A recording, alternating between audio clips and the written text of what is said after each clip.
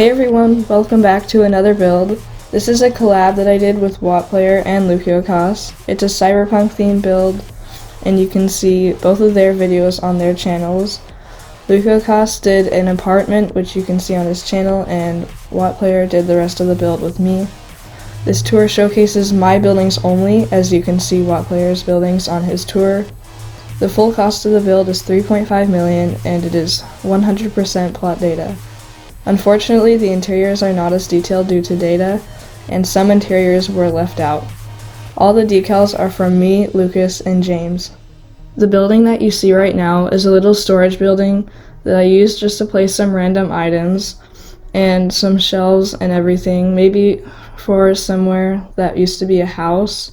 That's where there's a bed on the second story, and I think the little details fit really well with the build, seeing as it's more of a broken down style, and with the little neon lights that come in every once in a while, they kind of bring this building to life. The library that you saw earlier was just a broken down, kind of messed up library that maybe got abandoned at some point, and this building is just a little minimalistic apartment that maybe someone might use as a vacation home or just somewhere to hang out. I wanted to go for both of the broken down and minimalistic style for these interiors, just so all of the city isn't exactly the same. You can see this throughout all of the build, as some of the buildings have a different interior style than others, and they may have been updated over time, seeing as they may have once been abandoned. There is a tunnel, but we unfortunately weren't able to put all of it in because of the data, and we had to delete some of it because we needed more data to build other interiors, such as cafes or even restaurants. This is a little car wash and gas station, and a car dealer, as well as another cafe right here.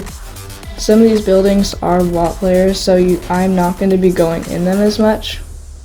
But this little clothing store here is mine, so I'll go ahead and showcase this.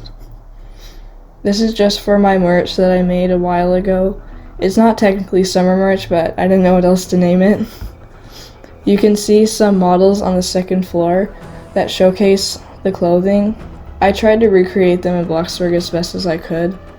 I even made some in different colors, even though I don't actually have those on sale.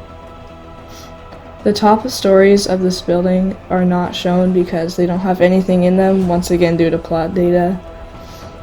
We could have put more stuff in these buildings, but we only had like 0.5%, and that's just not very much to be able to do anything with. This building right here is the car dealership and a cafe right there once again, and a little apartment that showcases Lucas's apartment and one of his friends. This is my cafe. I tried to make it a little bit futuristic with the floor design, but also keeping some of the modernized and cyberpunk style. You can see how maybe there would have been a building that wasn't there before, and that's why there was windows, but then there was a building that was built there, so those windows were blocked off. This shows off all of the apartments and some other things like a gas station and car wash. Some of these don't actually have interiors because of plot data, and as well as a hospital and a little doctor's office.